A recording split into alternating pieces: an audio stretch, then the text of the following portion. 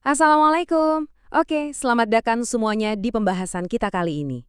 Hari ini kita bakal ngebahas sesuatu yang jujur aja sering banget kita lupain, padahal nempel banget sama keseharian kita, yaitu soal waktu. Pernah nggak sih ngerasa waktu tuh cepet banget berlalunya? Tiba-tiba udah malam aja, terus kita baru sadar banyak banget kesempatan emas yang lewat gitu aja. Nah, di ulasan kali ini, kita bakal ngebedah sebuah fakta spiritual yang bener-bener mind-blowing tentang gimana sih sebenarnya setiap tindakan dan kelalaian kita itu punya bobot yang jauh lebih permanen dari yang selama ini kita bayangin. Oke, mari kita mulai bahas ini. Bagian pertama, ilusi waktu, mengabaikan masa kini. Kita tuh sering banget kan kejebak semua pikiran kayak, gampang lah besok juga bisa sedekah, atau nanti malam aja deh bacanya. Nah, ini masalahnya. Ini sesuatu yang benar-benar harus kita renungin sekarang juga. Faktanya adalah, setiap kesempatan baik yang udah lewat, itu nggak bakal pernah bisa keulang lagi, sama sekali. Begitu satu momen spesifik buat berbuat amal soleh itu terlewat, ya udah hilang di telan waktu. Waktu kan nggak bisa diputar mundur ya. Jadi, kesempatan yang tadi itu literally nggak bisa diperbaiki atau diganti dengan momen yang sama persis. Lanjut ke bagian kedua, paradoks besar, dosa versus amal cacat. Nah, di sini kita ketemu sama sebuah kontras spiritual yang wow, dalam banget. Gini, coba kita lihat dari sisi dosa dulu. Kita semua tahu dosa itu kan bebannya berat banget ya. Tapi, untungnya ada kabar luar biasa. Lewat yang namanya tobat nasuha, alias pertobatan yang benar-benar tulus dari hati, dosa-dosa kita tuh punya potensi buat langsung dihapus seketika sama Allah. Total, tanpa sisa. Jadi lembaran kelam yang tadi itu bisa bersih lagi kayak kertas baru. Luar biasa kan? Tapi, nah ini nih bagian yang menurut saya paling menarik buat diresapi. Coba perhatiin deh perbandingan ini. Di satu sisi, seperti yang baru aja kita bahas, dosa itu bisa dihapus seketika lewat tobat. Tapi di sisi lain, cacat dalam amal soleh kita. Maksudnya gini, kayak ketidaksempurnaan. Pas sholat tiba-tiba pikiran melayang kemana-mana. Atau pas sedekah kurang ikhlas. Nah itu semua malah bakal tercatat secara permanen sampai hari kiamat. Bayangin, cacat di amal ini bukan kayak dosa yang bisa dihapus gitu aja.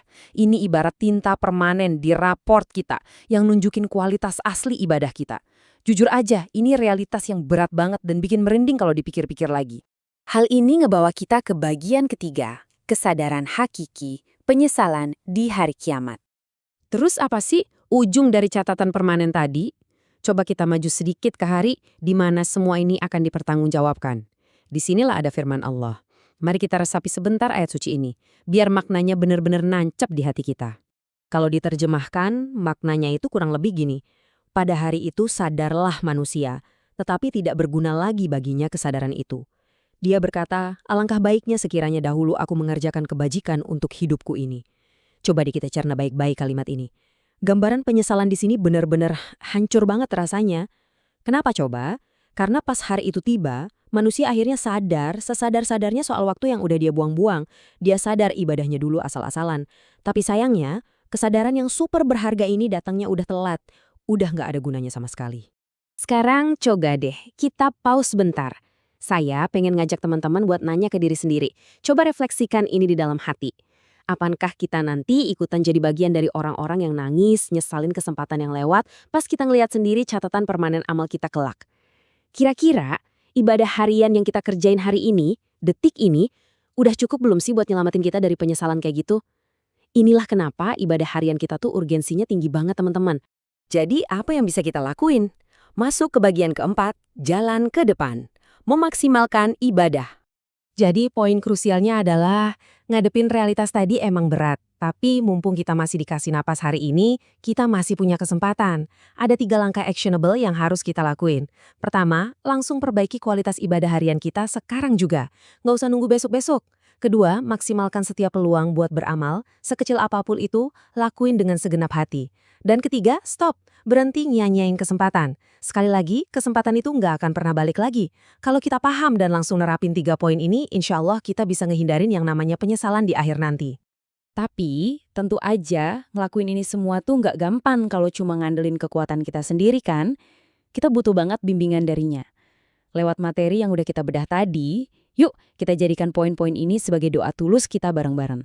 Semoga Allah senantiasa ngebimbing kita biar bisa tetap istiqomah di jalannya. Semoga kita selalu dikasih kekuatan buat benar-benar ngejaga waktu sholat kita. Dan pastinya, semoga kita semua selalu dijauhkan dari sifat lalai dan malas yang sering banget merugikan kita. Amin. Pembahasan ini jujur aja ngebuka mata kita buat ngubah cara pandang soal seberapa berharganya waktu. Nah, satu pertanyaan terakhir buat direnungin hari ini. Kualitas amal permanen seperti apa sih yang lagi teman-teman ukir hari ini? Allahu a'lam bishawab. Semoga konten ini bermanfaat. Jangan lupa sebarkan kebaikannya dengan tombol share dan dukung kami dengan like dan subscribe.